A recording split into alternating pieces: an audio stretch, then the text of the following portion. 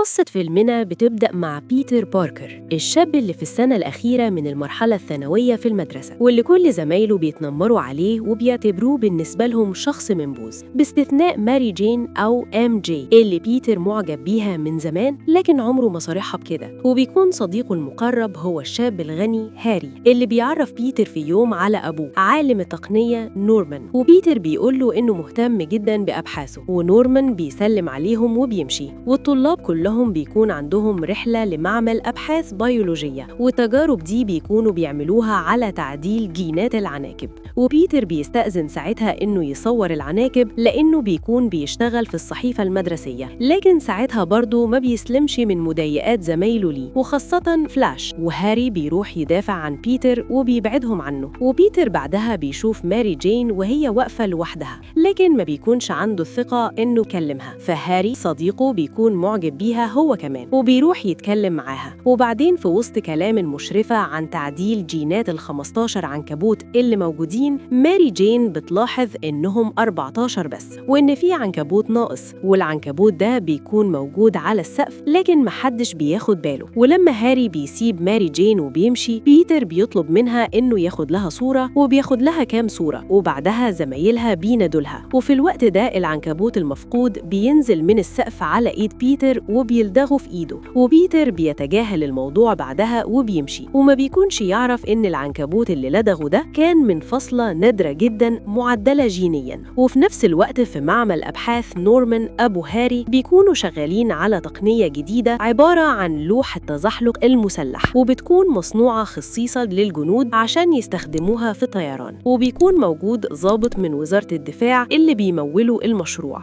اللي بيقولوا لنورمان إنه اتأخر في تقديم التركيبة اللي وعدهم بيها، واللي بتمنح أي إنسان 8 أضعاف قوته. ونورمان والدكاترة اللي معاه بيكونوا جربوا تركيبة دي على فئران ولقوا إنها بتمنحهم القوة لكن بتخليهم عدائيين جدا. والضابط بيقول لنورمان إن التركيبة دي لو فشلت هيسحب منهم المشروع ويديه لشركة تانية. فدكتور نورمان بيقرر إنه يجرب التركيبة دي على نفسه عشان يكسب وقت، وبيطلب من دكتور تاني إنه يدخله غرفة الاختبار ويعرضه للتركيبة، وفعلا بيعملوا كده. لكن الدكتور بيلاحظ إنه نورمان بدأت تظهر عليه تشنجات غريبة وضربات قلبه بتقف بعدها، والدكتور بيدخل الأوضة عشان يشوفه، لكن فجأة نورمان بيصحى وبيخلص على الدكتور ده وبيهرب من المكان. وفي نفس الوقت بيتر بيرجع لبيت عمه ومرات عمه اللي عايش معاهم، وبيكون حاسس بالتعب بسبب قرصة العنكبوت، وبيقول لهم إنه هيطلع ينام في أوضته، بس لما بيطلع أوضته ما بيقدرش إنه ينام من التعب، وبسبب قرصة العنكبوت المعدل وراثياً خلايا بيتر بتبدأ تتبدل بخلايا تانية أقوى منها بكتير. وبيتر بيصحى بعدها وهو في كامل نشاطه، وبيكتشف إن نظره بقى أقوى من الأول، وجسمه كمان بيظهر بعضلات قوية. وبيتر بيكون مستغرب من اللي حصل له، وبينزل بعدها وبيسلم على عمه اللي بيستغرب من نشاط بيتر الزيادة. وبيتر بعدها بيودعه هو ومرات عمه وبيخرج من البيت عشان يروح المدرسة، وبيشوف ماري جين اللي عايشة في البيت اللي جنبه وهي خارجة من البيت، وبيكون عارف إن أبوها بيعاملها بشكل سيء.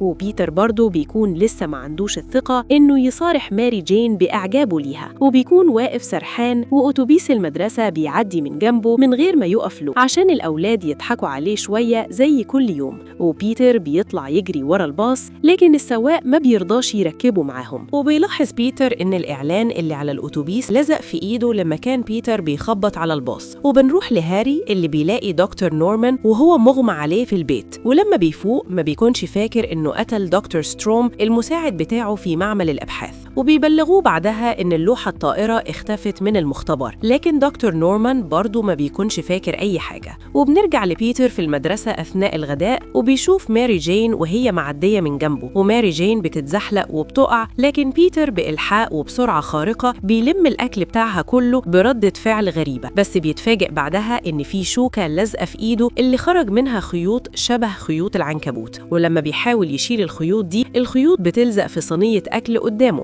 فبيحاول يفك الخيوط، لكن صينية الأكل بتطير وبتقع على فلاش، وفلاش بعدها بيروح ورا بيتر عشان ينتقم منه. وحواس بيتر بتكون اتطورت بشكل رهيب وبقى يقدر يحس بأدق التفاصيل، ولما فلاش بيحاول إنه يضربه بيفشل لأن بيتر بيكون سريع جدا، وبيقدر بعدين إنه يتفوق على فلاش بكل سهولة، وبيضربوا قدام زمايلهم اللي بيكون مصدومين من اللي حصل. فبيتر بيجري بعدها وبيخرج بره المدرسة، وبيقف في الشارع هو مستغرب، وبيفهم إن قرصة العنكبوت هي اللي منحته القوة الخارقة دي. وبيشوف شوك صغير بيبتدي يخرج من إيده، فبيبدأ إنه يتسلق المبنى اللي قدامه بكل سهولة لحد ما بيوصل لسطح المبنى، وبيبدأ إنه ينط من مبنى للتاني بكل سهولة، وهو مش مصدق نفسه إنه بقى عنده القوة دي. وبيجرب بعدها إنه يخرج الخيوط من إيده زي ما حصل معاه في المدرسة، لحد ما بيقدر إنه يخرج الخيوط دي، وبيمسك بيها في رافعة عملاقة وبيطير على مبنى بعيد جدا عنه. وبيرجع للبيت بعدها، وبيقابل MG بره البيت وبيعتذر لها عن اللي حصل في المدرسة، وبيفضلوا يتكلموا عن أحلامهم هما الاتنين بعد التخرج. وMG بتكون نفسها تبقى ممثلة وتسيب بيت أبوها اللي بيهنها كل شوية، لكن بيتر بيكون بيحلم إنه يشتغل مصور. وMG بعدها بتسيب بيتر وبتخرج مع زميلها اللي عنده عربية فخمة. فبيتر بيقرر إنه يشتري بعدها عربية مستعملة عشان يلفت انتباهها، وطبعا ما بيكونش معاه فلوس. وبيشوف ساعتها إعلان لقتالات الأندرجراوند،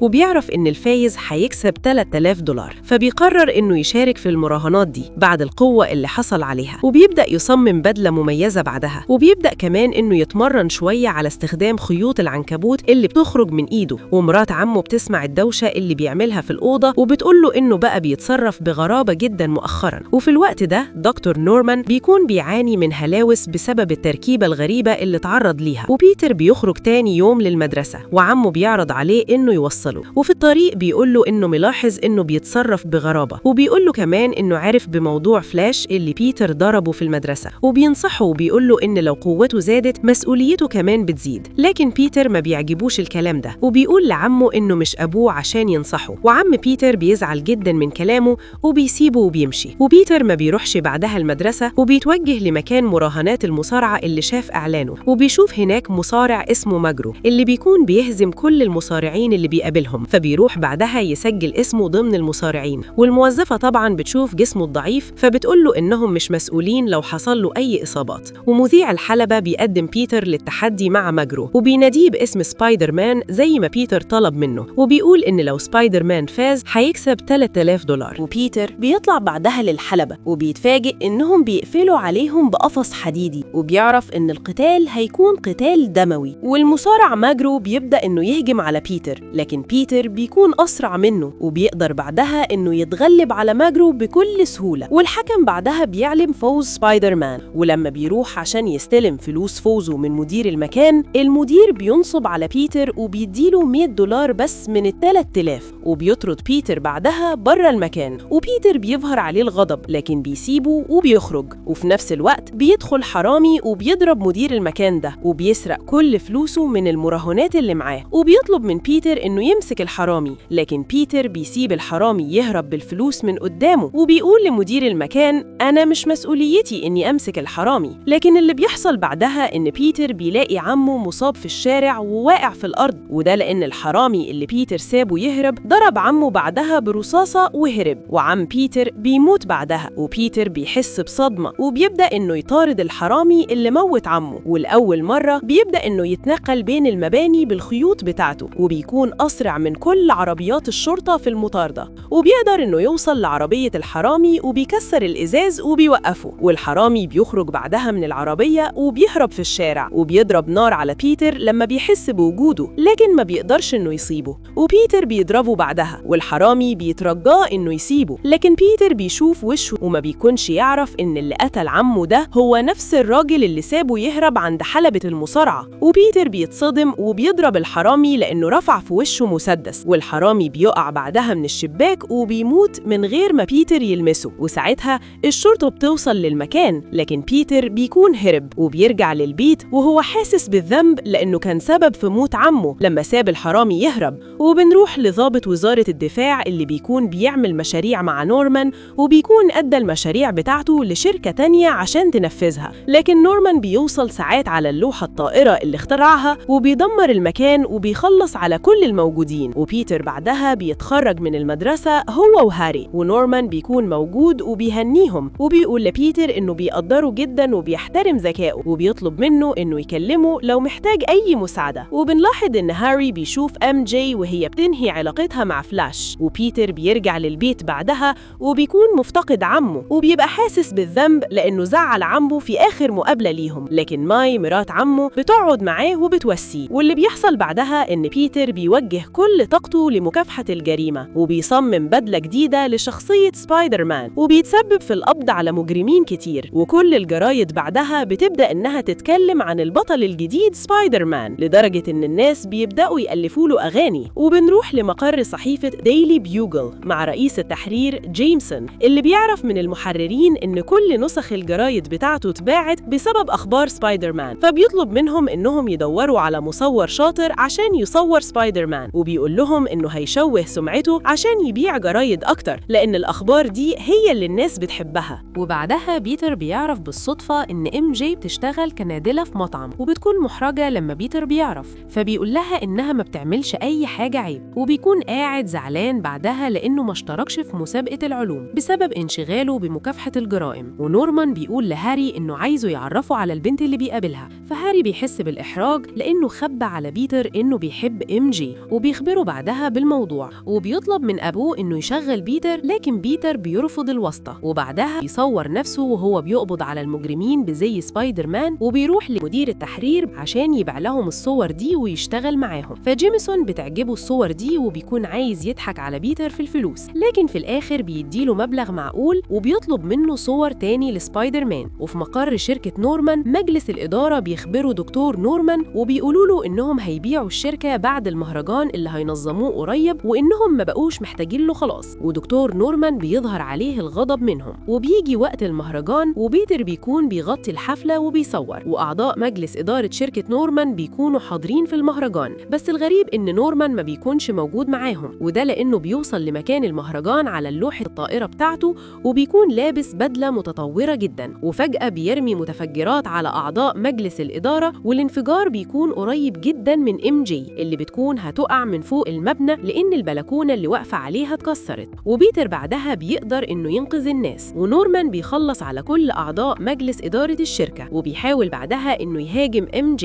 لكن سبايدر مان بيوصل وبيضربه وبيبعده عنها، ونورمان بيبدأ يدمر منشآت المهرجان، وسبايدر مان بينقذ طفل صغير قبل ما تقع عليه حاجة من فوق، وبيبدأ يشتبك بعدها مع نورمان اللي بيضربه وبيبدأ إنه يطارده بعدها بالحوامة بتاعته، لكن سبايدر مان بيجري عشان ينقذ MJ، وساعتها نورمان بيوصل له قبل ما ينقذها وبيبدأ إنه يضربه، وسبايدر مان بيبعده عنها وبيكسر له الحوامة، ونورمان بيهرب من المكان بعدها. وفجأة البلكونة بتتكسر بMJ وبتقع بيها، لكن سبايدر مان بينط وراها وبيقدر إنه ينقذها وبيطير بيها من المكان وسط تشجيع الجماهير ليه، وبينزل MJ بعدها على سطح مبنى عالي. فMJ بتكون عايزة تعرف هويته، لكن بيتر بيقول ليها إنه سبايدر مان وبيسيبها وبيمشي، وMJ بتكلم هاري بعدها وبتفضل تشكر في سبايدر مان لأنه أنقذها، وهاري بيظهر كده إنه غيران. وبنرجع لنورمان اللي بترجع له الهلاوس من تاني وما بيكونش فاكر حتى إنه قتل أعضاء مجلس إدارة الشركة في المهرجان، والشخصية الشريرة اللي جواه بتطلب منه بعدها إنه يقتل سبايدر مان، وساعتها بيكون قاعد مع مدير التحرير بشخصية بيتر. وفجأة نورمان بيكسر الشباك وبيمسك مدير التحرير وبيسأله مين اللي بيصور صور سبايدر مان دي عشان يوصل له، لكن جيمسون بيرفض إنه يقول له، وساعتها بيتر بيكون غير هدومه وبيظهر له بشخصية سبايدر مان، ونورمان بيرش عليه غاز وبينيمه وبياخده بعدها وبيربطه فوق سطح مبنى عالي وبيفضل يقنع فيه إنه ينضم ليه عشان يسيطروا على العالم مع بعض بقوتهم، وبيقول له بعدها إنه هيسيبه يفكر، لكن لو رفض الانضمام ليه هيقتله. وبيتر بعدها بيلاقي إنه الصحف دايما بتهاجم سبايدر مان وبيطلبوا القبض عليه بدل ما يشجعوه، وده طبعا بيكون شغل جيمسون رئيس التحرير عشان يبيع جرايد أكتر. وبيقابل MJ بعدها وبيسألها عملت إيه في تجربة الأداء اللي عملتها عشان تمثل، وبيكونوا قالوا لها في تجربة الأداء إنها محتاجة لدروس أكتر في التمثيل. فبيتر بيعزمها بعدها على العشاء، لكن MJ بتقوله إنها هتخرج مع هاري، بس بتكون حاسة إن بيتر بيحاول يتقرب ليها وبتكون لطيفة جدا معاه وبتسيبه بعدها وبتمشي. وبيتر بيلاحظ إن في حرامية ماشيين وراها، والحرامية اليومية فعلاً بيبدأوا إنهم يضايقوا MJ،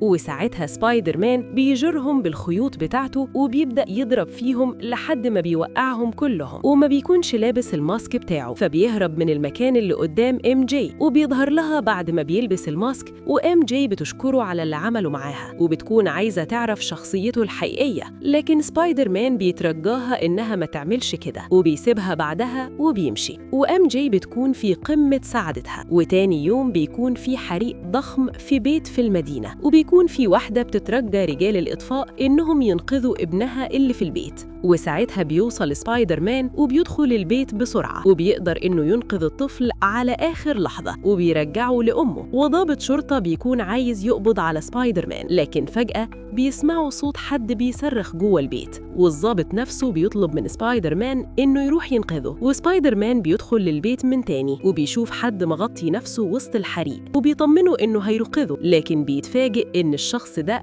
هو نورمان، وبيكون حرق البيت ده عشان يستدرج سبايدر مان، وبيسأله لو هينضم ليه زي ما عرض عليه قبل كده ولا لأ، وسبايدر مان طبعاً بيرفض، ونورمان بيرمي عليه أسلحة مليانة شفرات حادة، وسبايدر مان بيتفاداها كلها لكن إيده بتتجرح، وبيضرب نورمان بعدها وبيبعده عنه، وبيقدر إنه يهرب من المكان بعدها. وبيكون هاري وأبوه نورمان معزومين في بيت بيتر بمناسبة عيد الشكر، وMJ بتكون معزومة معاهم، وبيتر بيوصل متأخر وبيدخل لأوضته بعد معركته مع نورمان، ومرات عمه بتاخد الضيوف وبيطلعوا عشان يطمنوا عليه، لكن بيكون استخبى ساعتها بسرعة وماسك في السقف لأنه بيكون لسه ما بدلش لبسه، وفجأة نقطة دم بتنزل من ذراعه، ونورمان بيشوفها وبيشك بعدها في الموضوع، لكن بيتر بيكون قدر إنه يستخبى منه من تاني وبيغير هدومه بسرعة بعدها وبيروح عشان يقابلهم. وأثناء العشاء نورمان بيلاحظ الجرح اللي في إيد بيتر اللي تسبب له فيه أثناء قتالهم، وساعتها بيتأكد إن بيتر هو سبايدر مان، فنورمان بيسيبهم فجأة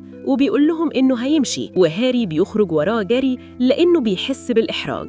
وساعتها نورمان بيقول له بصوت عالي إنه رافض إنه يرتبط بMJ لأنها مش من مستواه، وMJ بتكون سمعت الإهانات دي كلها وبتسيب هاري بعدها وبتمشي من البيت، ونورمان بعدها بيكون في بيته والشر بقى مسيطر عليه غصب عنه، وبيتخيل إن قناع البدلة بيطلب منه إنه يهاجم مرات عم بيتر عشان ينتقم من سبايدر مان، وفعلا نورمان بيروح يهجم على بيت عم بيتر وبيرعب مرات عمه وبتسبب لها في صدمة، وبتتنقل بعدها للمستشفى وبتقول لبيتر إن اللي هاجمها وحش لونه أخضر وعينيه لونها أصفر، فبيتر بيعرف إن هويته الحقيقية اتكشفت، لكن ما بيكونش يعرف إن الوحش ده هو دكتور نورمان. المهم إن عمة بيتر بتتحسن بعدها، وMJ بتزورها في المستشفى وبتقول لبيتر إنها قطعت علاقتها بهاري بعد كلام أبوه اللي سمعته، وإنها دلوقتي بقت بتحب سبايدر مان اللي أنقذ حياتها مرتين. فبيتر بيقول لها إنه يعرف سبايدر مان لأنه المصور بتاعه، وبيقول لها كمان إن سبايدر مان قال له إنه بيحب MJ، لكن MJ بتحس إن الكلام ده خارج من قلب بيتر نفسه، وساعتها تمسك إيده.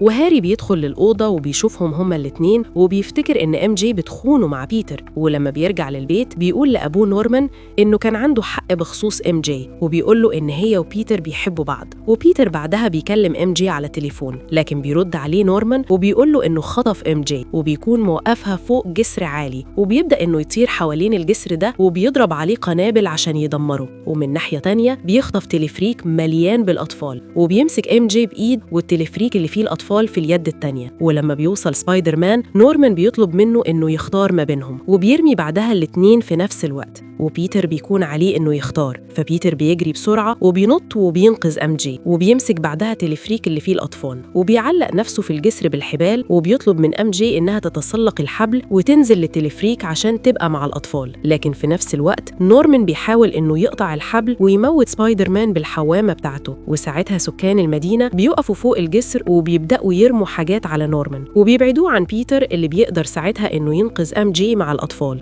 ونورمان بيطير على بيتر وبيربطه بحبل وبيرميه داخل بيت مهجور وبيرمي عليه قنبلة بتنفجر قدام وشه، وبيتر بيتصاب إصابات قوية وبيبدأ نورمان يضربه بعدها لأن بيتر رفض إنه ينضم ليه، وبيفشل إنه يدافع عن نفسه بالخيوط بتاعته، ونورمان بيقول له إنه هيموت MJ بعد ما يخلص عليه دلوقتي. ولما بيتر بيسمع الكلام ده بيستجمع قوته وبيبدأ يضرب نورمان لحد ما بيستسلم، وبيكشف هويته لبيتر وبيقول له إن العفريت الأخضر هو اللي مسيطر عليه، بس ساعتها بيكون بيكون بيخدع بيتر وبيحرك الحوامة بتاعته عشان يقتله من ظهره، وبيتر بيحس بالحوامة جاية من ظهره وبيقدر إنه يتفاداها بسرعة، والحوامة بتخبط في نورمان وهو اللي بيموت. فبيتر بياخده للبيت بعدها، وهاري بيشوفه وبيفتكر إن سبايدر مان هو اللي قتل أبوه. وفي العزا هاري بيقول لبيتر إنه هينتقم من سبايدر مان، وفي نفس الوقت بيقول لبيتر إنه بقى كل عيلته دلوقتي. وبيتر بيقابل MJ في العزا وبتعترف له إن هي بتحبه، وإنها لما كانت هتموت على الجسر هو الوحيد اللي كانت بتفكر فيه. لكن بيتر بيقول لها إنه مش هينفع يكون حبيبها لأنه بيكون خايف إنها تتأذي بسببه. لو عجبك الفيديو ما تنساش تعمل لايك وسبسكرايب للقناة وتعليق حلو منكم. ودي كانت نهاية الجزء الأول.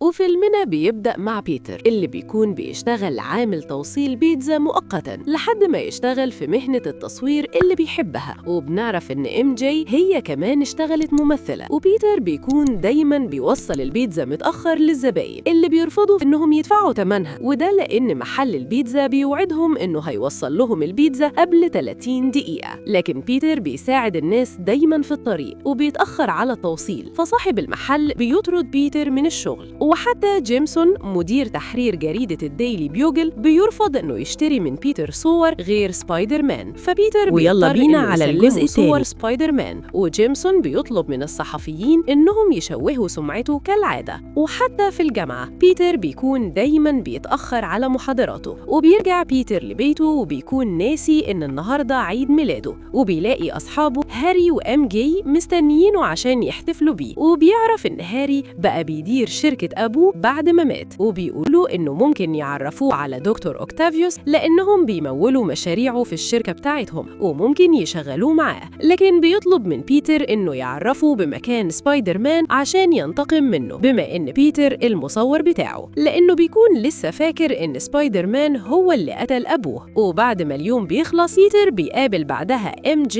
بره البيت، وبيكونوا ما تقابلوش من 2 سنين قبل عيد الميلاد ده، وبيعرف إنها ارتبطت بواحد تاني اسمه جون. لكن MJ بتكون لسه بتحب بيتر اللي بيوعدها إنه يحضر المسرحية اللي بتمثل فيها بكرة. وصاحب البيت اللي ساكن فيه بيتر بيقابله بعدها وبيهدده إنه هيطرده لو ما سددش الإيجار المتأخر اللي عليه. وتاني يوم هاري بياخد بيتر لشركة أبوه وبيعرفه على العالم أوتو أوكتافيوس، وبيكون العالم ده معجب جدا بذكاء بيتر اللي بيحلل الاختراع بتاعه لما بيشوفه. والاختراع ده بيكون عبارة عن مفاعل ممكن يولد طاقة لا نهائية زي الشمس. وبيعزم بيتر بعدها على العشاء في بيته، وبيقول له إنه مسيطر تماماً على المفاعل بتاعه لأن بيتر بيكون شاكك في جاهزية المشروع. وبيدعوه بعدها إنه يحضر المؤتمر الصحفي اللي هيعمله للكشف عن المفاعل بتاعه. وبيتر بيرجع لبيته وبيلبس بدلة شيك عشان يحضر بيها العرض المسرحي لماري جين، وبيروح يشتري ورد كده على قد فلوسه عشان يديه لMJ لما يشوفها، وبياخد السكوتر بتاعه وبيتوجه للمسرح. لكن في الطريق في عصابة بيكونوا هيخبطوه بعربية، وبيتر بيتفادى العربية بمهارة، وقوات الشرطة بتكون بتطاردهم وبيدمروا عربية شرطة، والعربية بتطير على الناس اللي في الشارع. لكن سبايدر مان بيقدر إنه يبعدها عنهم بخيوطه، وبيبدأ بعدها إنه يتنقل بين المباني ويطارد عربية العصابة لحد ما بيوصل العربية وبيشتبك مع العصابة، وبيعلق 2 منهم على عمود الإنارة اللي في الشارع وبيقبض عليهم. لكن بيوصل متأخر بعدها للمسرح اللي MJ بتمثل فيه، فموظف الاستقبال بيرفض إنه يدخله لأنه متأخر، وMJ بتكون على المسرح وبتكون حزينة جدا بسبب غياب بيتر اللي بيشوفها خارجة بعدها من المسرح وبتمشي مع صديقها جون. فبيتر بيغضب وبيلبس زي سبايدر مان وبيمشي من المكان وبيطير كالعادة. لكن فجأة وهو طاير خيوطه بتخلص وبيقع من مكان عالي، وبيكتشف بعدها إن قوته بتتراجع وإنه رجع يخاف من المرتفعات، وكأن حالته النفسية السيئة دي أثرت على قوته. فبينزل من المبنى بالأسانسير زي أي مواطن عادي، وبيحاول إنه يتصل بMJ ويعتذر لها إنه فوت العرض المسرحي بتاعها. لكن MJ بتكون زعلانة وما بتردش عليه، وبيروح بعدها عشان يحضر تجربة دكتور أوكتافيوس اللي هيكشف فيه عن مصدر الطاقة اللانهائي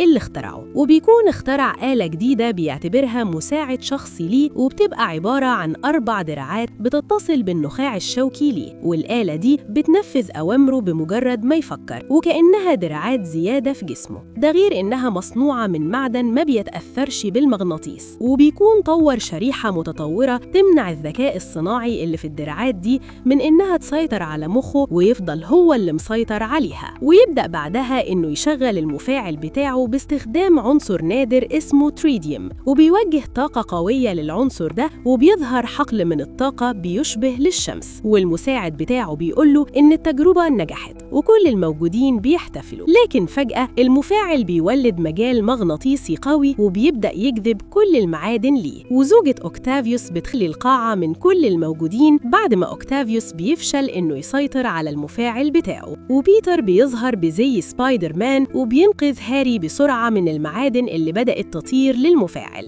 لكن أوكتافيوس بيضربه قبل ما يفصل الطاقة عن المفاعل بتاعه وبيقول لهم إنه هيسيطر على الوضع. وفجأة إزاز القاعة بيتكسر وبيطير في اتجاه روز مرات أوكتافيوس وبيموتها، والطاقة اللي خرجت بتدمر الشريحة اللي في رأس أوكتافيوس اللي بتخليه يسيطر على الدراعات المعدنية. وساعتها سبايدر مان بيكون قادر يفصل الطاقة عن المفاعل وبينقذ الموقف، وهاري بيخرج وهو مصدوم وبيهرب من الصحفيين بعد ما أوكتافيوس دمر سمعة شركته. وبتكون في بعدها مجموعة من الدكاترة بيحاولوا إنهم يشيلوا الدراعات المعدنية اللي في جسم أوكتافيوس، لكن الدراعات بتبدأ إنها تتحرك من نفسها من غير ما أوكتافيوس يوجهها، وبتهاجم كل الدكاترة الموجودين في الأوضة واحد ورا التاني. وأوكتافيوس بيفوق بعدها وبيحس إنه مصدوم من اللي حصل، وبيهرب بعدها من المكان بسرعة. وفجأة دراعاته بتدمر عربية في الشارع قبل ما تخبط أوكتافيوس، اللي بيعرف ساعتها إن الاختراع بتاعه بقى هو اللي بيتحكم فيه مش العكس. وجيمسون رئيس التحرير بعدها بيطلب من المساعد بتاعه إنه ينشر أخبار للي أوكتافيوس عمله في المعمل، وبيسميه دكتور أوكتوبوس أو الأخطبوط بعد ما بيسرق الاسم اللي اقترحه المساعد بتاعه. ودكتور أوكتوبوس بعدها بيروح للمختبر لتدميره بسبب ما حدث، وبيكون عايز يتخلص من الدراعات اللي متوصلة في جسمه، لكن بيكتشف إن الشريحة اللي بتسيطر عليهم اتدمرت، والدراعات بالفعل بقت هي المتحكمة فيه. وبتطلب منه كمان إنه يسرق فلوس من بنك عشان يعيدوا اختراع مفاعل الطاقة من تاني، وبتكون سيطرت عليه تماماً. وفي الوقت ده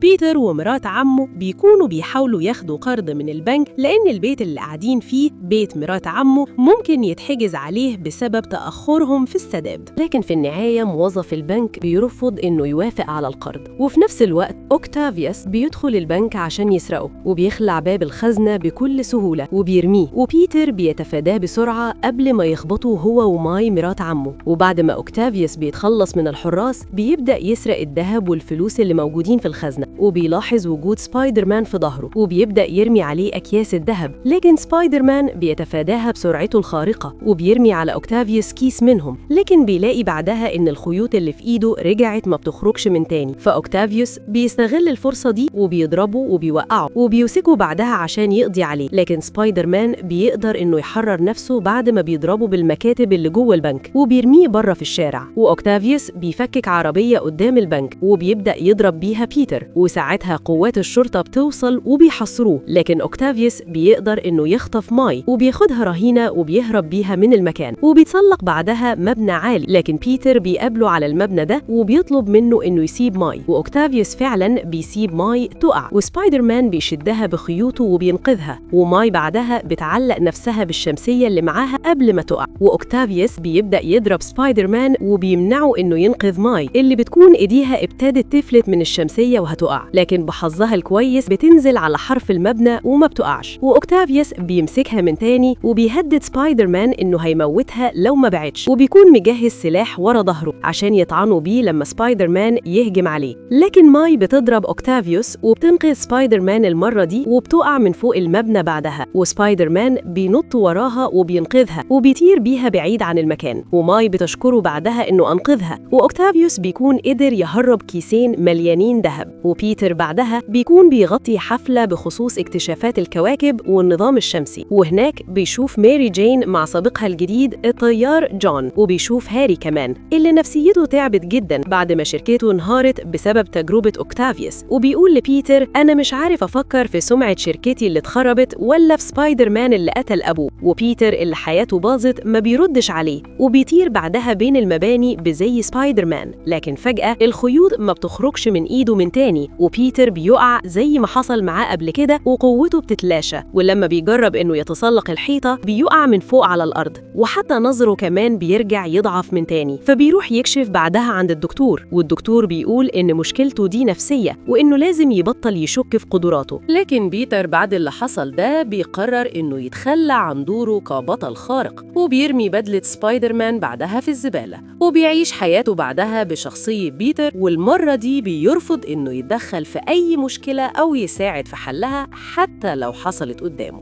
وبيرجع يتفوق تاني في دراسته، والدكاترة بيكونوا مبسوطين من أدائه. وبيتر أخيراً بيلاقي وقت عشان يحضر مسرحية MJ اللي بتشوفه وهي على المسرح، وبتكون فرحانة جداً بوجوده، وبتخرج معاه بعدها وبتقوله إنها هتتجوز جون، على الرغم من إن بيتر بيقول لها إنه بيحبها وإن المسؤوليات اللي كانت منعاه من الارتباط بيها انتهت خلاص. لكن MJ بتقوله إن الكلام ده متأخر، وبتسيبه وبتمشي. وبنشوف عامل نظافة بيقابل جيمسون في صحيفة الديلي بيوجل، وبيقوله إنه لقى بدلة سبايدر مان مرمية في الزبالة. فجيمسون بيقول للموجودين إن سبايدر مان شكله اعتزل، وبياخد البدلة من العامل ب$100، وبينزل الخبر على إن سبايدر مان ما بقاش موجود خلاص. وبيتر بعدها بيشوف 2 حرامية بيضربوا واحد وبيسرقوه، وبيرفض برضه إنه يتدخل، وبيروح بعدها يزور قبر عمه مع ماي. ولما بيرجعوا للبيت بيعترف لها إنه هو اللي كان السبب في موت عمه، وده لأنه ساب الحرامي يهرب لما سرق فلوس المراهنات من حلبة المصارعة عشان ينتقم من المدير اللي نصب عليه في الفلوس. والحرامي اللي سابه ده بعد ما خرج هو اللي قتل عمه لأنه كان عايز يسرق العربية بتاعته. فماي بتتصدم في بيتر وبتسيبه وبتمشي. وفي الوقت ده أوكتافيوس بيكون قدر يبني مفاعل أكبر من المفاعل اللي اتدمر قبل كده، لكن بيكون ناقص مادة التريتيوم اللي هتشغله. فبيروح هاري في بيته وبيطلب منه العنصر ده، وهاري بيرفض في الأول، لكن أوكتافيوس بيهدده إنه هيقتله. فهاري بيوافق على طلبه، لكن بيشترط عليه إنه يجيب له سبايدر مان حي عشان يقتله بنفسه وينتقم لأبوه. وبيقول له إن بيتر باركر هو الوحيد اللي يعرف مكان سبايدر مان. وبيتر ساعتها بيكون في الشارع وبيلاقي حريق كبير في بيت، ولما بيعرف إن في طفلة صغيرة محبوسة في البيت ده، بيتر بيدخل البيت وسط الحريق وبينقذ البنت من غير أي قوة خارقة، وبيرجعها بعدها لأبوها وأمها. لكن بيعرف إن في شاب تاني مات جوه البيت لأن محدش أنقذه، وبيحس ساعتها بالمسؤولية. وبيروح يزور مرات عمه بعدها، وبيلاقيها بتعزل من البيت لأن البنك خلاص هيحجز عليه. وبيكون بيساعد ماي في النقل جارها الطفل الصغير هنري اللي بيعتبر سبايدر مان هو مثله الأعلى.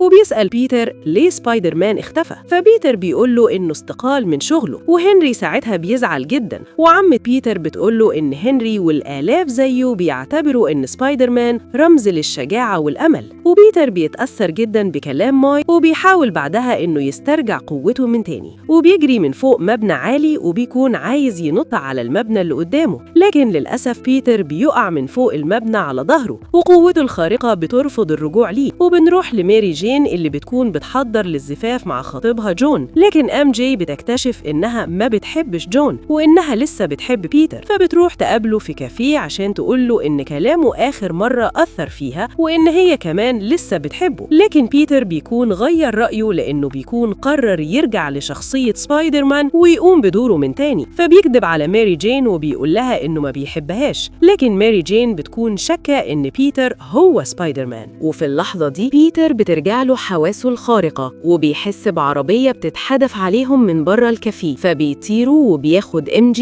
وبيبعدها عن العربية اللي كانت هتنزل عليهم. وبيظهر بعدها دكتور أوكتافيوس اللي رمى عليهم العربية، وبيمسك بيتر وبيسأله عن مكان سبايدر مان. فبيتر بيقوله إنه ما يعرفش مكانه، لكن أوكتافيوس بيقوله إنه يدور عليه، وبيقوله إنه مستنيه عند البرج الكبير الساعة 2. وبيرمي بيتر بعدها بعيد، وبيخطف ماري جين عشان يجبر بيتر إنه يوصل سبايدر مان ليه. وبيخرج بماري جين للشارع وبيهرب بيها. وبيتر بيقوم بعدها من تحت الأنقاض وبيخرج للشارع، وبيلاحظ إن قوته رجعت له من تاني، فبيروح لمقر صحيفة ديلي بيوجل وبياخد بدلة سبايدر مان اللي جيمسون معلقها في مكتبه من غير ما يشوفه حد، وبيطير بعدها وبيروح للبرج اللي أوكتافيوس قال له يقابله عنده. وأول ما أوكتافيوس بيشوفه بيضربه وبيرميه من فوق البرج، لكن سبايدر مان بيضربه بخيوطه وبيمسك عقرب الساعة العملاق اللي اتكسر وبيضرب بيه أوكتافيوس اللي بيرجع يرميه على سبايدر مان من تاني، لكن سبايدر مان بيمسك أوكتافيوس بالخيوط بتاعته وبيوقعوا هما الاتنين من فوق البرج، وبينزلوا بعدها على سطح قطار بيجري بسرعة، والركاب اللي جوه القطار بيستغربوا وما بيكونوش عارفين ايه اللي بيحصل، لحد ما أوكتافيوس بيضرب سبايدر مان والناس كلها بتشوف سبايدر مان جوه القطر. وبعد معركة طويلة بينهم هما الاتنين، أوكتافيوس بيبدأ إنه يمسك الركاب اللي جوه القطر وبيرميهم بره، لكن سبايدر مان بيقدر إنه ينقذهم وبيعلقهم بالخيوط بتاعته في الشارع. فأوكتافيوس بيتغاظ من إصرار سبايدر مان وبيروح لكابينة قيادة القطر وبيضرب السواق وبيزود سرعة القطر لأقصى سرعة، وبيدمر الفرامل بتاعته وبيقول له وريني هتلحق القطر إزاي. فبيحصل انفجار صغير في وشه وبيضطر بعدها إنه يخلع القناع، وبيكتشف إن نهاية القضبان على مسافة قصيرة، وده معناه إنه لو ما وقفش القطر قبل نهاية الطريق الركاب كلهم هيقعوا وهيموتوا. فبيحاول بعدها إنه يقف قدام القطر ويوقفه برجله، لكن بيفشل. فبتجيله فكرة تانية إنه يخرج خيوط كتير من إيده ويشبكها في المباني المحيطة، وفعلا بيعمل كده، والقطر سرعته بتبدأ إنها تقل لحد ما بيوصل لنهاية الطريق وبيقف في آخر لحظة قبل ما يقع، وبيتر بيغمى عليه بعدها والركاب بيلحقوه قبل ما يقع ويدخلوه جوه القطر، والناس كلهم بيشوفوا سبايدر مان من غير قناع لأول مرة، وبيتر بيفوق بعدها والناس بيطمنوه إن سره في أمان. وبيجي طفل صغير وبيرجع لبيتر القناع بتاعه اللي وقع، وفجأة أوكتافيوس بيظهر من تاني والركاب بيقفوا في وشه عشان يحموا سبايدر مان، لكن أوكتافيوس بيبعدهم كلهم بذراعه الحديدية في ثواني، وسبايدر مان بيطلب منهم إنهم يبعدوا عنه عشان يحميهم، وبيسلم نفسه لأوكتافيوس اللي بيضربه وبيخطفه بعدها، وبيروح بيه لهاري زي ما طلب منه، وهاري بيسلم أوكتافيوس العنصر اللي طلبه منه، وأوكتافيوس بيمشي، وهاري بيستعد عشان يموت سبايدر مان لكن بيكون عايز يعرف هويته، وبيخلع القناع بتاعه وبيتفاجئ إن سبايدر مان اللي معتقد إنه قتل أبوه هو بيتر باركر أعز أصدقائه، وبيتر بيقول إنه ما قتلش أبوه وإنه هيشرح له اللي حصل بعدين، وبيعرف منه مكان أوكتافيوس اللي خاطف فيه ماري جين وعايز يعمل تجربته الجديدة هناك، وأوكتافيوس بيبدأ تجربته فعلا وبيكون رابط ماري جين وبيقول لها إن هاري هيقتل سبايدر مان وإن مفيش حد دلوقتي هيقدر ينقذها، لكن في الوقت ده سبايدر مان بيصل وأوكتافيوس بيشوفه وبيرمي عليه لوح معدني، وسبايدر مان بيتفاداه وبيطلب منه إنه يقفل مولد الطاقة ده، وأوكتافيوس بيرفض وبيرمي سبايدر مان بره المكان، لكن بيقدر إنه يرجع من تاني وبيشتبك مع أوكتافيوس وبيضربه، والمفاعل بيبدأ يولد مجال مغناطيسي وبيسحب ماري جين ناحيته بسبب السلاسل اللي مربوطة فيها، وسبايدر مان بيقدر إنه يشدها بخيوطه وبينقذها، وأوكتافيوس بيقوم من تاني وبيضرب سبايدر مان وبيضرب ماري جين، وبيحاول بعدها إنه يطعن سبايدر مان، لكن سبايدر مان بيشد دراعات أوكتافيوس بالخيوط بتاعته وبيخليه يطعن الدراعات بتاعته بالكهرباء، فأوكتافيوس بيتسعق وبيتر بيقدر إنه يفصل الطاقة بعدها عن المفاعل، بس اللي بيحصل إن المفاعل بيفضل شغال ومجاله المغناطيسي بيزيد، وبيتر بيخلع القناع بتاعه وبيترجى أوكتافيوس إنه يوقف المفاعل، وأوكتافيوس بيقول له إن المفاعل بقى مكتفي ذاتيا دلوقتي ومستحيل تعطيله، وبيكون بيحاول يسيطر على الدراعات المعدنية اللي بقت متحكمة فيه لحد ما بيقدر إنه يتغلب عليها، وبيقول لبيتر إنه ممكن يغرق المفاعل في النهر ويتخلص منه، وبيروح فعلا يدمر الأساسات اللي شايلة المفاعل، وبيتر بيروح ينقذ ماري جين بسرعة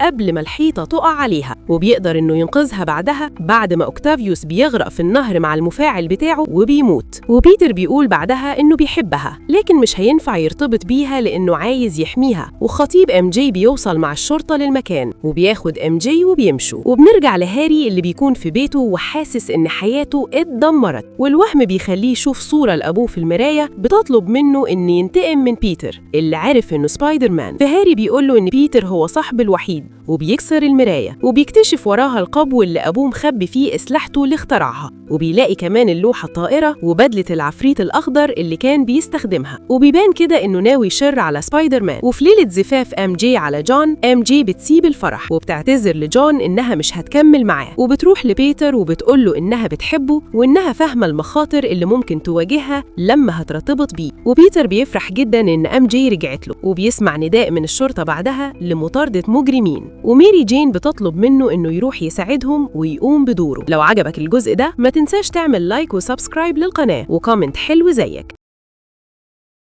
وفيلمنا بيبدأ مع بيتر باركر اللي بيكون بقى مرتبط بحبيبته ماري جين، وبيروح بعدها يتابع عرض مسرحي ليها، وفي نفس الوقت بيكون أقرب صحابه هاري بيتابع العرض من مكان أعلى، وده لأنه مستني الفرصة عشان ينتقم من بيتر اللي بيكون فاكر إنه موت أبوه. ولما بيخرجوا من العرض بيتر بيشوفه وبيحاول يشرح له إنه ما موتش أبوه، لكن هاري ما بيصدقوش وبيقول إنه هينتقم منه، وبيركب عربيته بعدها وبيمشي. وبنشوف بعدها هاري في المعمل بتاع أبوه، وبيكون آخد جرعة من الغاز اللي بيديله 8 أضعاف قوته، وبيستعد بعدها عشان ينتقم من سبايدر مان. ويلا بينا اللي على بيكون الجزء ساعتها التالت. قاعد مبسوط مع ام جي في مكان لوحدهم، وفجأة بينزل نيزك صغير من السماء وبيقع على مسافة قريبة منهم، وبيخرج من النيزك ده كائن أسود شكله غريب وبيتحرك. وبيتر بيمشي بعدها بالسكوتر بتاعه مع ام جي، وما بياخدش باله إن الكائن ده متعلق في السكوتر بتاعه. وبنروح بعدها لمسجون اسمه فلينت اللي بيكون قدر إنه يهرب من السجن، وبيوصل بعدها لبيته وبيدخل من الشباك عشان يشوف بنته المريضة اللي بتكون نايمة ساعتها. ومرات فلينت بتشوفه وبتطلب منه إنه ما يزورهمش تاني، وده لأن فلينت متهم بجريمة قتل وهربان من السجن. وبعدها بيشوف بنته اللي صحيت وبيوعدها إنه مش هيرجع البيت حتى يجيب لها فلوس العملية الخطيرة اللي هي محتاجاها. وبنرجع لبيتر اللي بيزور مرات عمه ماي وبيقول لها إنه ناوي يطلب إيد ماري جين للزواج، وماي بتفرح جدا بالخبر ده وبتديله خاتم جوازها اللي عم بيتر اداهولها زمان، وبتقوله يقدمه هدية لام جي. وبيتر بيكون بعدها على السكوتر بتاعه عشان يقابل ام جي في الشارع، وفجأة هاري بيهجم عليه من ظهره باللوحة الطائرة وبياخد بيتر وبيطير بيه في السماء وبيضربه. وبيتر ما بيكونش يعرف لسه ان اللي عمل كده صديقه هاري، وبعدين بيخرج أسلحة حادة من بدلته وبيجرح بيها بيتر اللي بيحاول ساعتها انه يضربه بالخيوط بتاعته، لكن هاري بيضربه بالحوامة بتاعته، وبيتر بيتخبط في حيطة مبنى وبيغمى عليه. ولما بيفوق بيعرف إن هاري هو اللي عمل فيه كده وإنه لسه عايز ينتقم منه ويموته، فبيحاول يشرح له إن نورمان أبوه هو اللي قتل نفسه بالغلط لما اشتبك مع بيتر، لكن هاري ما بيصدقوش وبيهجم عليه وبينزل فيه ضرب. وبيتر بيحاول يدافع عن نفسه لحد ما خاتم الزواج اللي هيقدمه لام جي بيقع منه، وبيتر ما بيقدرش إنه يوصل للخاتم بسبب هجوم هاري عليه، لكن بعدها بيشتبك مع هاري وبيقدر إنه يوقعه من على الحوامة بتاعته، وبيقدر بعدها إنه ياخد الخاتم من تاني، وبيبدأ إنه يهرب من هاري عشان يتجنب إنه يشتبك معاه، لكن هاري بيصمم إنه يموت بيتر وبيبدأ يطارده بالحوامة بتاعته. وبيخرج بعدها سيف متطور وبيحاول إنه يضرب بيه بيتر، ولما بيفشل بيخرج مجموعة من الأسلحة الحادة زي الدرونز وبيوجهها على بيتر اللي بيبدأ إنه يوقع كل الدرونز دي بخيوطه، وبيمسك آخر واحدة فيهم وبيضربها بهاري وبتنفجر قدامه. ولما هاري بيعدي من الانفجار ده بيخبط في خيوط بيتر اللي زي الفخ، فهاري بيقع بعدها على الأرض من مكان عالي وبيغمى عليه. وبيتر بينزل عشان يطمن عليه بسرعة، وبيلاقي إن قلب هاري بعدها ما بينبضش، فبياخده بسرعة وبيوديه على أقرب مستشفى. وهناك هاري بيدخل غرفة العمليات والدكاترة بيحاولوا إنهم ينقذوه. وبنروح بعدها لقسم الشرطة، وظابط هناك بيبلغ بهروب المسجون فلينت، وبنتفاجئ إن فلينت يبقى هو المتهم الرئيسي لموت بن باركر عم بيتر باركر، وإن اللي قتله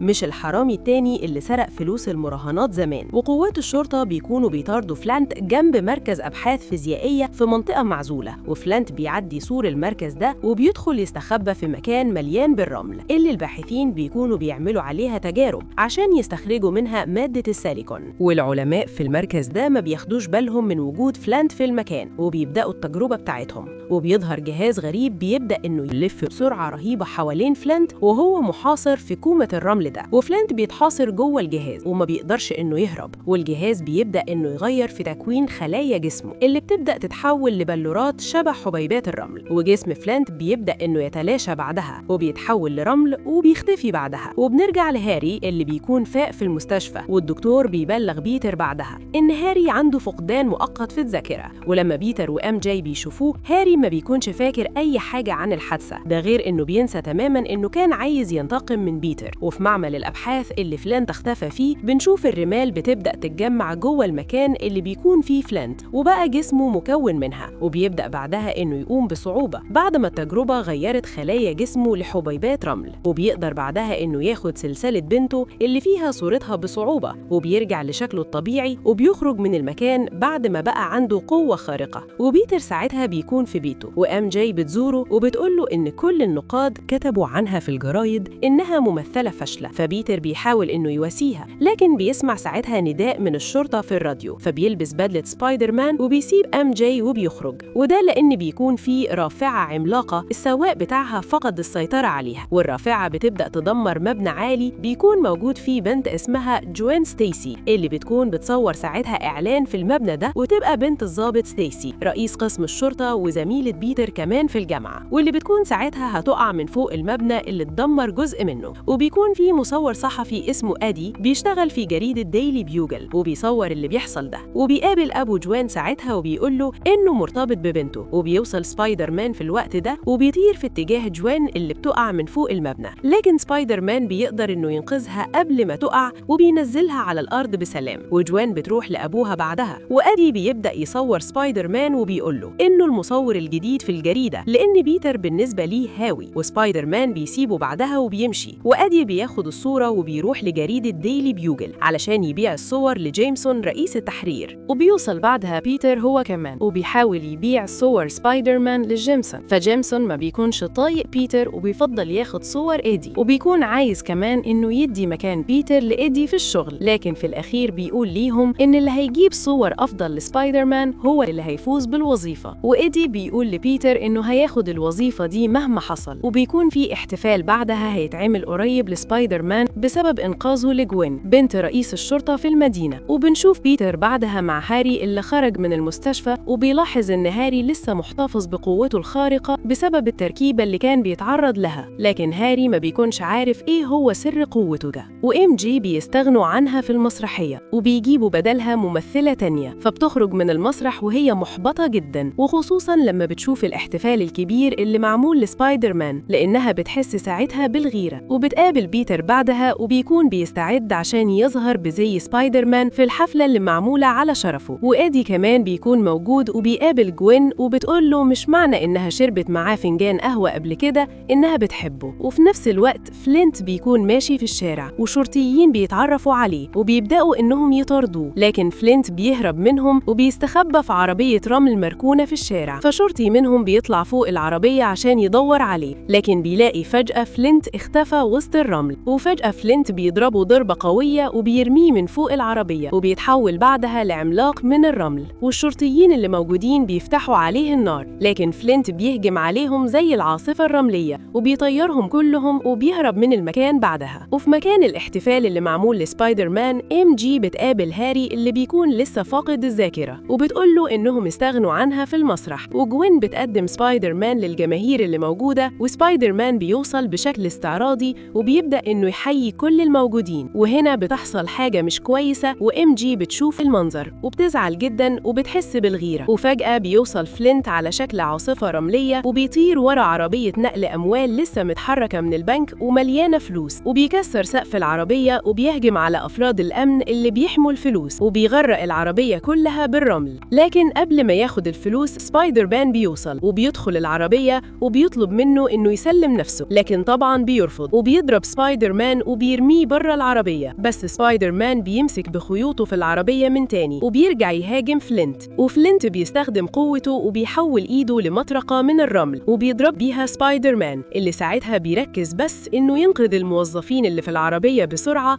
قبل ما يخبطوا في عربية تانية، والعربية بتتقلب فعلا بعدها بسبايدر مان لوحده لأن فلينت بيكون قادر إنه يهرب وبيكون واقف بيراقب من بعيد اللي بيحصل، وسبايدر مان بيطير بعيد بعدها وبيخلع القناع بتاعه عشان يفضي الرملة اللي دخلت جوه بدلته بسبب فلينت. وبعدها بيكون عازم ام جي في مطعم شيك وبيتفق مع مدير المطعم إنه يقدم خاتم الجواز في مشروب ام جي لما بيتر يديله الإشارة، وام جي بتوصل وبتقول لبيتر إنها حزينة بسبب فشلها في التمثيل، وبيتر بيحاول إنه يواسيها لكن بينسى نفسه وبيفضل يتكلم عن بطولات سبايدر مان. وجوين بتكون موجودة في المكان بالصدفة وبتقابل لبيتر وبتسلم عليه وبتقوله يا ريت يبعت لها صورتها مع سبايدر مان اللي اتصورتها في الحفلة معاه. وام جي بتتضايق جدا وبتحس بالإهانة وبتسيب بيتر بعدها وبتمشي. والضابط ستيسي رئيس قسم الشرطة بيكلم بيتر بعدها وبيطلب إنه يقابله هو وعمته ماي، وبيقول لهم إن المتهم الرئيسي بقتل عمه زمان هو فلينت اللي هرب من السجن، مش الحرامي التاني اللي بيتر كان فاكر إنه هو اللي قتل عمه. فبيتر بيتعصب جدا لما بيسمع الكلام ده وبيرجع لبيته وبيستنى يسمع في الراديو عن أي مطاردة وبيتمنى إن يكون الشرطة بتطارد في فلينت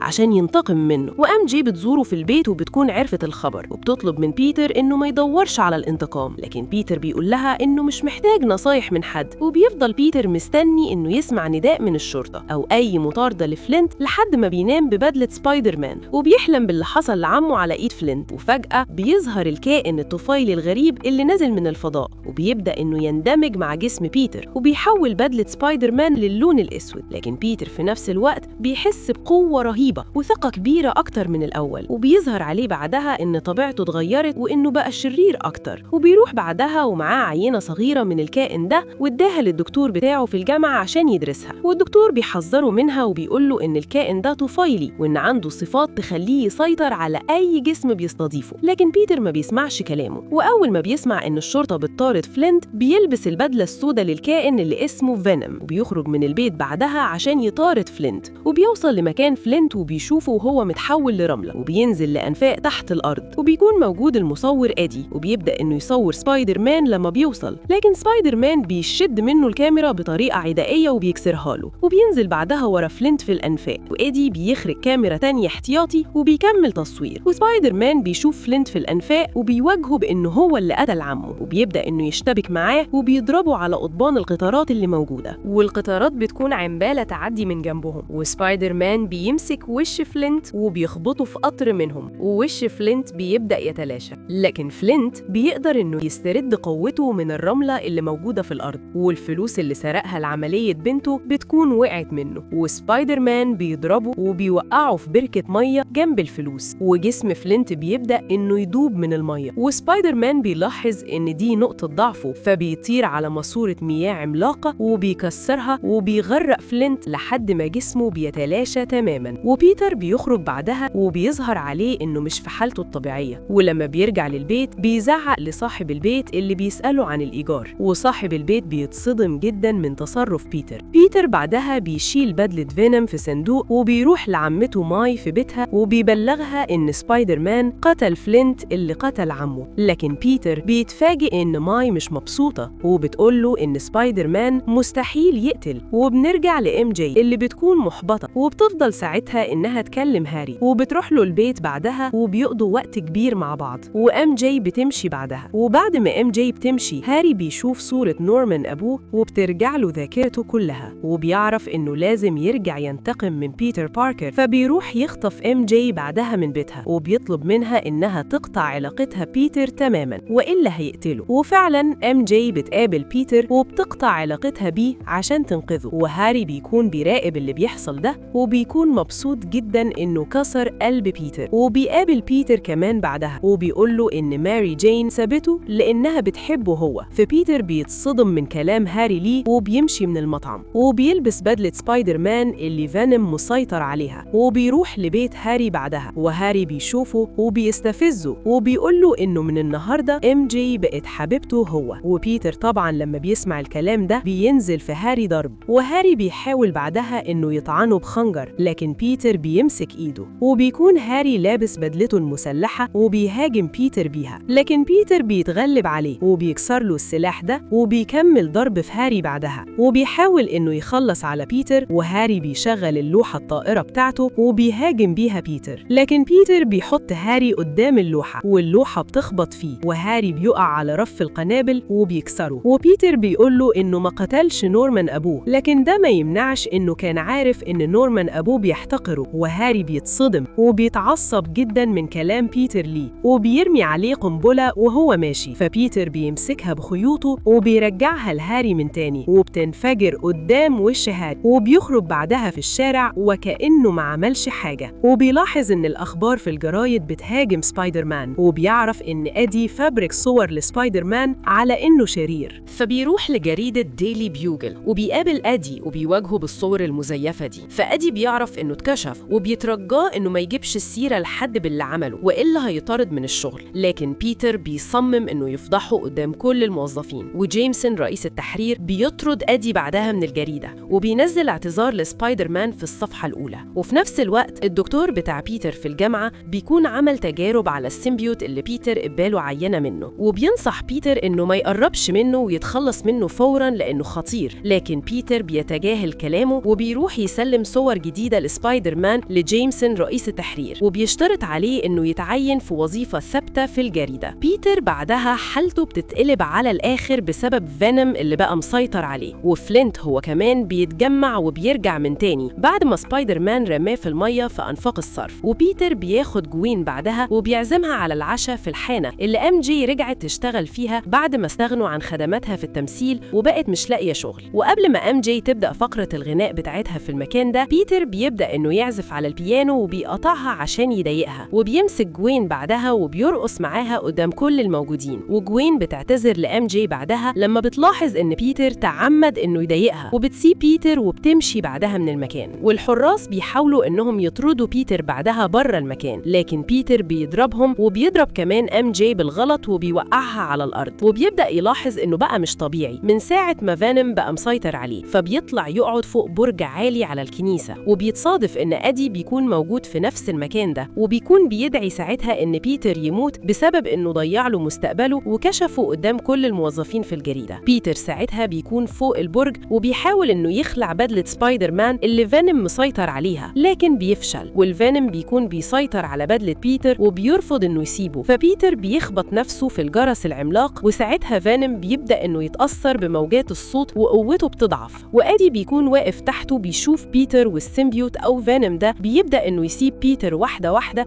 وبينزل على جسم إدي، وبيبدأ إنه يلف حواليه لحد ما بيسيطر على إدي تماماً وبيسيب بيتر. وإدي بيتحول لوحش مخيف بعدها، وبيتر بيرجع لبيته بعد ما قدر إنه يتخلص من السيمبيوت اللي بوظ له حياته. وعمته ماي بتزوره، وبيتر بيكون مكتئب وبيحكي لها إنه إزاي بوظ حياة MJ حبيبته هي كمان، وماي بتطلب منه إنه يروح يصالحها. وفي نفس الوقت إدي بيكون بيتنقل بين المباني وهو متحول لفينوم، وفلينت بيشوفه وبيضربه لأنه بيكون فاكره سبايدر مان. لكن إدي بيقول له إنه عايز يتحالف معاه عشان يقتلوا سبايدر مان هما الاتنين. واللي بيحصل بعدها إن إدي بيعمل نفسه سواق تاكسي وبيخطف ماري جين، وبيعلق التاكسي اللي موجودة فيه MJ على ناطحة سحاب على ارتفاع 30 دور. والأخبار كلها بتبدأ تنقل خبر احتجاز ماري جين، وبيقولوا إن اللي خاطفها هو كائن أسود شكله مخيف. وبيتر بيشوف الأخبار فبيلبس بدلة سبايدر مان بسرعة وبيروح لهاري وبيطلب مساعدته عشان يحرروا MJ.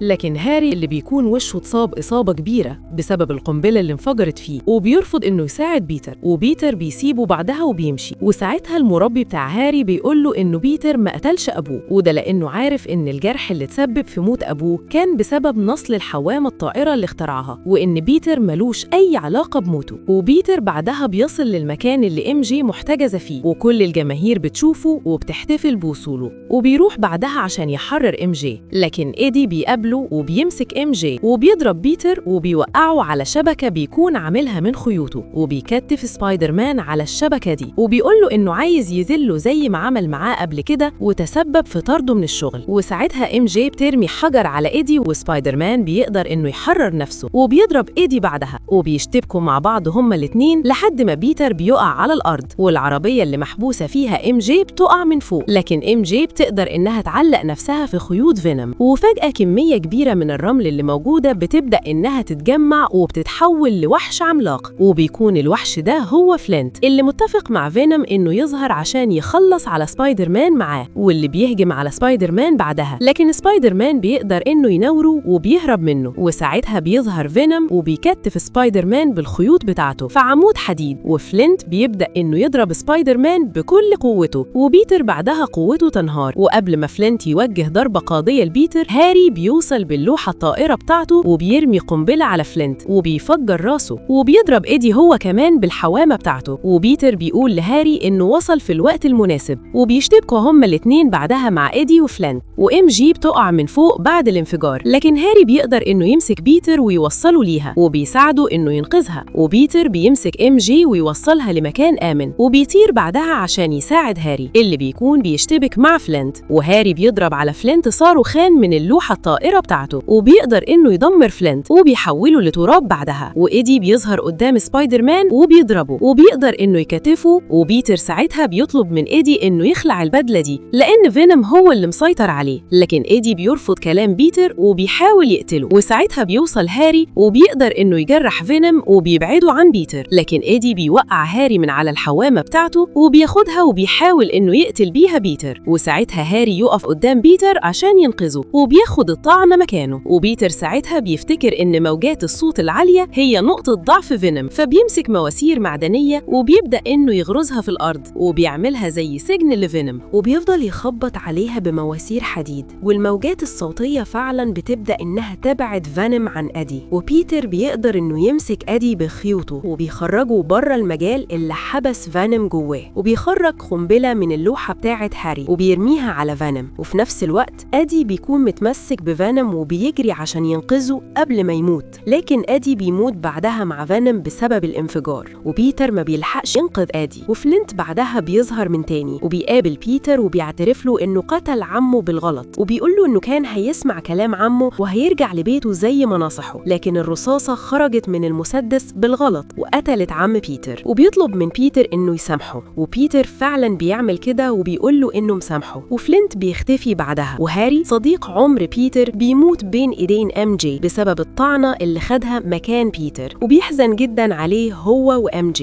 وبيروح بعدها بيتر للمكان اللي بتشتغل فيه MJ وبيكملوا حياتهم كده مع بعض. لو عجبتك سلسلة أفلام سبايدر مان دي فياريت تعمل لينا لايك واشتراك في القناة، واكتبولي في الكومنتات ألخص ليكوا إيه بعد كده. سلام.